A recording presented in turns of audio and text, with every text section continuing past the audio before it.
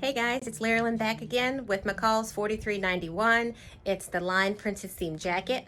I'll let you take a look at the jacket behind me. You should have your sleeve eased in at this point. You should have your front sewn together to the back and then ease those sleeves in.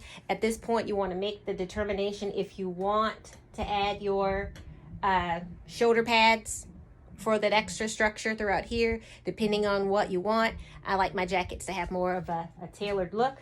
You want to make sure that you've got the right fit throughout here. If you have to go back and adjust those princess seams or that back seam to bring it in some to your liking, you want to do that at this stage. The next thing, we're moving on to the facing. So you're going to take your front piece here, that's number one facing, and you're going to sew that to the side front here, and that's both of those pieces. The directions state that you want to make sure you've marked that little circle at the bottom, you know, from the original pattern on both of those, because you want to leave that part open. Okay, then you're going to take the back facing piece that looks like this. Okay, you're going to ease that portion in between the neckline and the sleeve tip, the shoulder tip, sorry. You want to E-stitch that part in, which is your longest machine stitch, and you're then going to match up the back lining piece that you've cut out. You should have notches on the back facing, okay? You can see my little notches there, or notch marks, as well as marks on the back of the back lining. You want to line all of that up. You want to sew those pieces together, okay? And then we will then move on to attaching the side back piece to each of the back linings. Put our upper sleeve and lower sleeve together just like you did on the jacket. Once all of that's sewn together, we'll then reconvene. We'll show you what the jacket lining looks like. And at that point, we'll put the lining together with the jacket. Keep watching, guys. Like and subscribe and share. Tell all your friends about this wonderful lady with these great sewing tutorials. Larilyn with House of Akoti Design. Trying to grow this YouTube channel in my retirement. Sure would appreciate more subscribers. Would help me to do that. You can follow me on my other social media platforms at Instagram, at House of Akoti, TikTok, House of Akoti Design, Facebook, House of Akoti Design and Gifts. And if you know anyone in the Middle Tennessee area that's looking for specific sewing lessons to bring back this awesome craft as I have, you can follow me or send me an email at houseofakotidesign@gmail.com. All right, guys, let's get to sewing. Bye.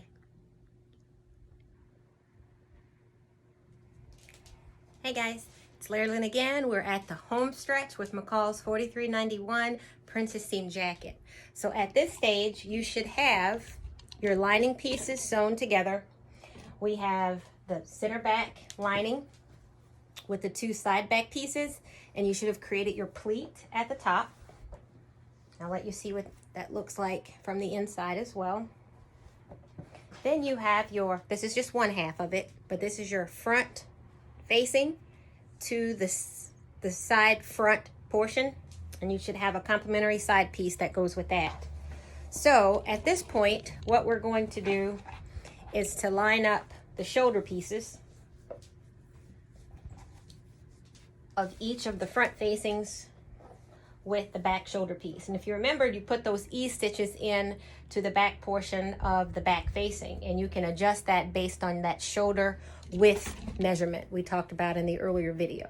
That's comfortable for you, and depending if you're going to go the route of shoulder pads, you know, for that extra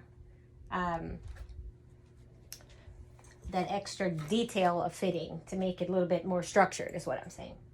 So you're going to pin at the shoulders, and then you'll check for fit, and you'll do this for both sides of the shoulders. Once you're done with that, typically you'll base it first, then check, and then stitch it based on the final fitting that you like. And you're going to do the same thing for the side seams. You're going to pin those sides together, and you're going to sew those up. And after that, you're going to then sew your sleeves together, the upper sleeve to the under sleeve, just like you did for the main jacket. You're going to set those sleeves into the lining of the jacket. And then there's something that's called the hem facing. You'll take the hem facing, which is this portion here of piece number 12. You should have 2 of these. 2 were cut of the fabric and 2 were cut of the interfacing, of which you should have interfaced already. Okay, so once you get to that step of the hem facing, according to the instructions, you're going to stitch the hem face sections together at the center back. Okay, so according to the instructions, wherever your little notches are, the center back is closest to that area. You're going to stitch that together. Okay, then you're going to pin the ends of the hem facing to the outer edge of the front facings. Okay, so the front portion of your jacket here, okay, you're going to pin that hem facing all along that area. Okay, stitch it. It says keeping the lining portion free. And let's see here. You're going to press the seam toward the facing. So in that order, once we've attached the shoulder seams together, stitched, the side seams stitched, sew up our upper sleeve to the lower sleeve, insert that within the jacket, we could work on whatever bottom finishing we want. You know, some people choose to just finish it off with, you know, bias binding. Some may just create hem facing of the same garment material. Some may create, you know, bias binding of another material just for contrast. Depending on what you like, you'll just finish off the edge of the jacket. Once the sleeve goes in, and basically for the front, the last thing is to finish off and decide, do you want to use the hook and eyes? This is a vintage pattern. Doesn't call for a zipper. You could, you know, modify that in the beginning of the pattern if you wanted to put a zipper in. I didn't take an account for that. I probably will either leave this jacket to be worn open, possibly, and not worry about those hook and eyes. I don't know if I would really like the hook and eyes. I'll have to think about that. Haven't thought that far yet, but I think it's fine just to wear it open. But again, I'll be pairing that with these plaid pants, you know, that I created also. Haven't done a video on those yet, and I may, because I did do some changes to the pattern. But I kind of like the look of the Princess Seam blazer just open without closure. So I'll have to think about that, and I'll let you guys know in that last video. So work on the remaining parts of the lining, the sleeves, your facings for the hem, and then we'll reconvene with sewing that lining detail and seeing what it looks like. Thanks for watching, guys. Bye. Alrighty, guys, so this is the back of McCall's 4391 jacket with the Princess Seam. You should have your jacket lining completely sewn together with your facing. And I will turn this around so you can see the front. So this is a front view of the jacket. You have the front facing with your side front. You should have your sleeves set in. You have your back facing piece here, and then you also have the back portion of the lining. Now, mine was actually cut on the fold. You can cut the pattern in 2 pieces. I believe that's what it actually called for, but I actually cut this on the fold. So typically when it's cut in the 2 pieces, it's easier for alterations if you have to take in that back seam. So I'd have to play around with it if I had fitting issues, perhaps more on the side seams or, you know, in the bust area. But it was fine for me. Had minor adjustments. You can see that the lining on the sleeves are just collapsed off of the dress form because, of course, it's the dress form. The measurements of the dress form are not the same, you know, for me.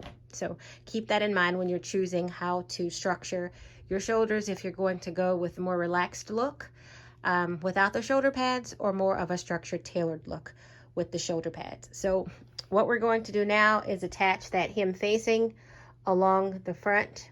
Remember, you left this portion here at that bottom part open, and what you saw hanging in the back was that actual facing piece So we're going to go ahead and attach the facing along the bottom of the jacket, and we're going to pin this lining to right sides together to the actual jacket face fabric.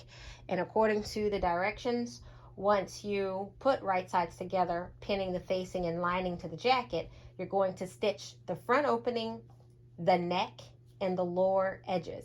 And you're going to leave an opening at those small circles. Of course, always trim your extra seam allowances, and remember to understitch that facing at the neck and also at the lower edges to prevent that facing from rolling out. And once you're done with that, you're going to turn the facing and the lining to the inside, slip your sleeves in place, make sure you give it a really good press, and you want to just tack those sleeves down at the shoulders and of course at the underarms to prevent the lining from moving in those areas as well. So once we finish with that, we are finally done, and then you can make that decision if you want to wear your lovely jacket open as a princess seam style, or if you want to finish it with the hooks and eyes as those 5 little buttons or 5 little circles that you see on the front of the pattern calls for. But I'm thinking I'm going to just leave mine open.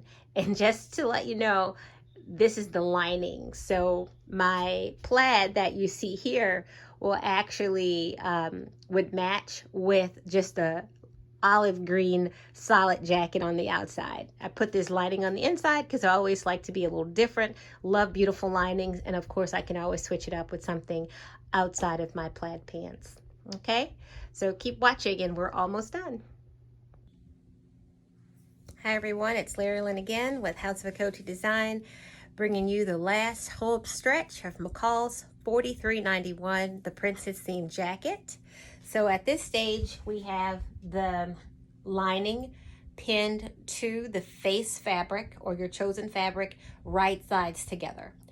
And at this point, we're going to, if you remember where the hem facing was attached to this portion here, you're going, and you have that circle to remind you, you're going to leave that area just free, okay? And you're going to stitch from the lower edge of your front facing all the way around the front facing where it meets the front of the jacket, around the neck edge where they're connected, coming all the way around the front of the opposite side, and again stopping at the lower edge on the other side. And if you remember, you should have that marking to let you know that you have that area that's also free.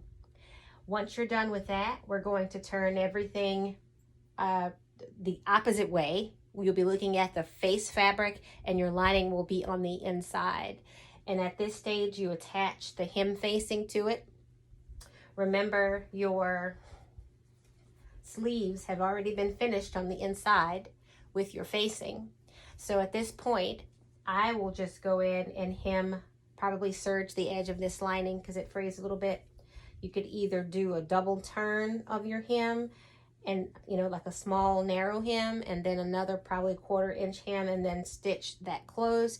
You could serge it and then fold it in, probably a 1/4 inch to a 1/2 inch, and then stitch it at your chosen seam allowance. And then this lining is cut shorter than the jacket based on the original pattern. I did have to do an adjustment because I am a petite height. So depending on your height of the length of your arm, excuse me, you may have to either, hopefully not lengthen it at this point, but you know, shorten it. And then you'll go in and then slip the sleeve lining into the sleeve.